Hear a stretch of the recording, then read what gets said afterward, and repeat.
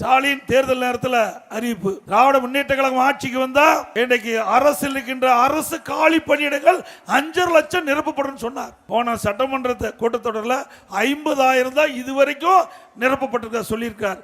4 ஆண்டுல 75,000 பேர் ஓய்வு பெற்றுட்டாங்க. சொன்னது 5 லட்சம்.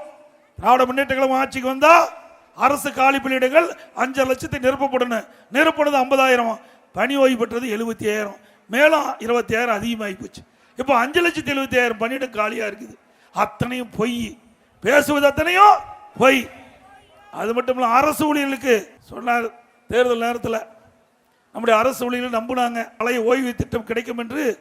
எல்லா அரசு ஊழியர்களும் திராவிட முன்னேற்ற கழகத்துக்கு ஆதரவு தெரிவித்தாங்க. திராவிட முன்னேற்ற கழகம் ஆட்சிக்கு வந்தது.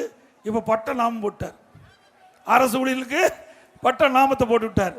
அவர்களும் போராடி போராடி பார்த்து இப்போ போராட்டத்தை காணோம். ஆக படித்தவர்களுக்கு பட்டணமோ படிக்காதவங்களுக்கு பட்டணம் போடுற ஒரே கட்சி திமுக கட்சி ஒண்ணுதான்.